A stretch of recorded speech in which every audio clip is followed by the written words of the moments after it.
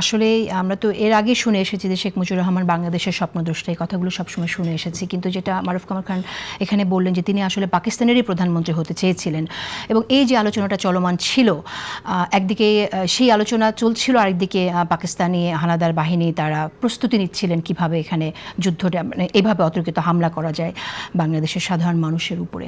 আপনার কাছে কি মনে হয় যে সেখানে আসলে মানে যায় না, ইতিহাস তার যে গতি এবং যে প্রকৃতি সেটার মধ্যে দিয়ে কে কি চেয়েছিল এবং কে কি চায় নাই সেটা প্রমাণ করেছে।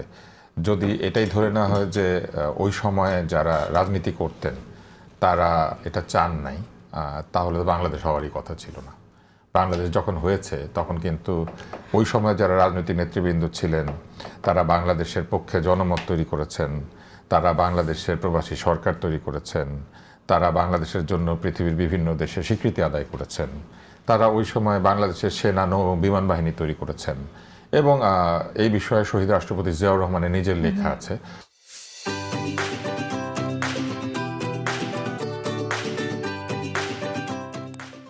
অতএব এগুলো নিয়ে যে তর্ক করেন না আপনারা, এই তর্কগুলি হচ্ছে মানুষকে যন্ত্রণার মধ্যে নিয়ে আসা। না না, তর্ক ঠিক না, ইতিহাসের পর্যালোচনা দরকার, সেই জায়গা থেকে আমরা পর্যালোচনা করতে চাই। হ্যাঁ, সেখানে টকশোতে বসে না করাই ভালো, এই জন্য যে টকশো আসলে ইতিহাসের মীমাংসা করে না, বরং ইতিহাস নিয়ে বিতর্ক তৈরি করে। আপনি যদি এখন জিজ্ঞেস করেন যে 1757 সালে কখনো কখনো বিতর্কও জরুরি না হতে পারে, কিন্তু সেই বিতর্ক করার জায়গা টেলিভিশন না, তাহলে একটা দীর্ঘমেয়াদী বিতর্ক করতে হবে, যেখানে মনে করেন যে একটা সম্মেলন হবে, সেখানে ইতিহাসবিদরা আসবেন, সেইখানে প্রত্যক্ষদর্শীরা আসবেন, সেখানে অংশগ্রহণকারীরা আসবেন, সেখানে রাজনৈতিক নেতৃবৃন্দ আসবেন, এবং তারা সেখানে তর্ক করবেন, মীমাংসা করবেন। কিন্তু আমরা তো দেখেছি আমরা যে ইতিহাস যখন ক্ষমতায় যারা যায় ইতিহাস তাদের মতো করে লেখে, এক পক্ষের শুধু এক পক্ষের কথা শুনে, সেই জায়গা থেকে আমরা সবার স্বর আমরা শুনতে চাই, সবার স্বর শুনতে চাই। সেটাই বন্ধ করা উচিত। ধরেন বঙ্গবন্ধু শেখ মুজিব স্বাধীনতা চায় নাই, তা তাজউদ্দিন চেয়েছিলেন নিশ্চয়ই, নাহলে উনি কেন ইন্ডিয়াতে গেলেন এবং এই সরকার কেন তৈরি করলেন? তাজউদ্দিনকে প্রধানমন্ত্রী মেনে কি কারণে সেনাবাহিনী, নৌবাহিনী, বিমান বাহিনী তৈরি হলো?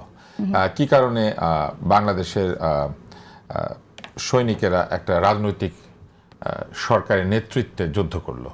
আসলে কিন্তু এগুলি প্রশ্নের জবাব কিন্তু আপনি ঠিক বলেছেন, আমি মনে করি যে মাননীয় প্রধানমন্ত্রী তারেক রহমান খুবই চমৎকার একটি বক্তব্য দিয়েছেন, যেখানে তিনি বলেছেন যে 25শে মার্চের ইতিহাস জানতে হবে, ইতিহাস জানতে হবে, এবং মানুষের সামনে প্রকৃত ইতিহাসটাই তুলে ধরতে হবে। সেই ইতিহাস কারো পক্ষে যাওয়ার জন্য না, বিপক্ষে যাওয়ার জন্য না।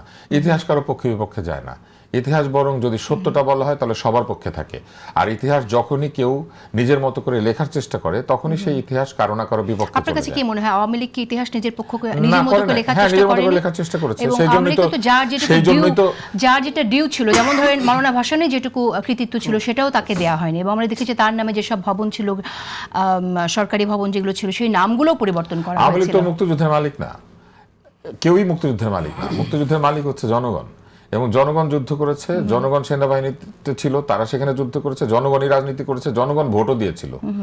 জনগণ মূলত এই দেশের মালিক, এবং জনগণ মুক্তিযুদ্ধেরও মালিক। দলগুলি নিজেদের কাছে মুক্তিযুদ্ধের কৃতিত্বকে ছিনতাই করে নিয়ে যাওয়ার চেষ্টা করেছে, এবং করতে গিয়ে যার যার মতো করে কাউকে কাউকে মহান আর কাউকে কাউকে অমহান, কাউকে কাউকে নিকৃষ্ট, কাউকে কাউকে উৎকৃষ্ট প্রমাণ করার চেষ্টা করেছে।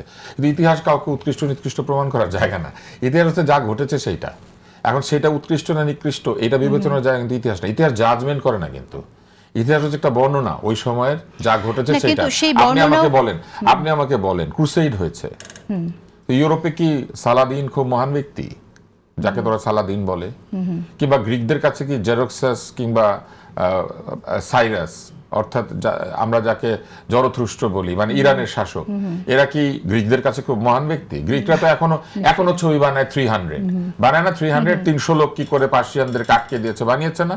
তো সেটার জন্য ইতিহাস থেমে আছে?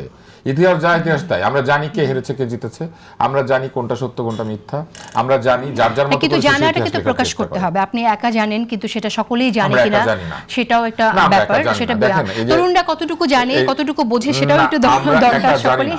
আমরা অনেকেই জানি, কিন্তু বলার সময় আমরা যার যার দলমত চিন্তা করে সেইভাবে কথা বলি। এই জায়গা থেকে আমাদেরকে বেরিয়ে আসতে হবে। এমনকি আমরা যখন অনুষ্ঠান করি তখন আমরা চিন্তা করি যে আমি কোন দল, কোথায় আমাকে ডাকবে, কোথায় ডাকবে না, এইসব চিন্তা করে আমরা কথা বলি। কিন্তু এগুলো পুরাটা বাদ দিতে হবে। ইতিহাসকে ইতিহাসের জায়গায় রেখে আমাদের বর্তমানকে তৈরি করতে হবে। যত ইতিহাসকে নিয়ে তর্ক করা হবে ততই আমরা অতীতাশ্রয়ী হব, এবং যত অতীতাশ্রয়ী হব ততই আমরা অতীত নিয়ে ঝগড়া করতে থাকবো। না না, ইতিহাসের অমীমাংসিত বিষয় নিয়ে কথা বলতেই হবে। এটা আপনি তর্ক বলছেন, কিন্তু আমি মনে করি যে অমীমাংসিত বিষয়গুলো সেই জায়গা থেকে কিছু আলাপ করতে হবে। আপনার কাছ থেকে আমরা শুনতে চাইছি, আপনার উত্তরটা দিয়ে দেওয়া উচিত যে আপনি কি জানেন সেটাই বরং আমাদেরকে বলেন। আপনার কাছেই শুনতে চাইছি, আপনি আপনার জায়গাটা আপনি আমার বলুন। মতামত আমি দিয়েছি, আপনি আমাকে ভুল প্রমাণ করার চেষ্টা করছেন, কিন্তু এটা ঠিক না, ভুলের কিন্তু জায়গা আমি না। ভুল প্রমাণ করার এটা- চেষ্টা করছি এটা ওই ঠিক জায়গায় ভুলের যে জায়গা আপনি না। বলছেন যে ইতিহাস নিয়ে এটা- কথা বলা যাবে এটা না। ঠিক- না, কথা বলা যাবে মানে, না বলি না। আমি বিশেষ করে বলেছি টিভি যে শোতে কথা ইতিহাস বলা নিয়ে যাবে কথা না। বলার জায়গায় আধা ঘন্টা না বা 1 ঘন্টা না। ইতিহাস যদি সত্যি আপনি মীমাংসা করতে চান তাহলে যেটা আমি বলেছিলাম আমার মনে হয় ওইভাবেই যে করা উচিত। সময়টায় আমরা ইতিহাস নিয়ে কথা বলা যাবে কি যাবে না, সেই সময়টাতে আমরা অন্তত ইতিহাসের আপনি যেটুকু বিশ্বাস করেন সেই জায়গা থেকে আমরা, বা ফ্যাক্ট আপনার কাছে যেটা, সেটা আমরা কিছুটা হলেও জানতে পারতাম।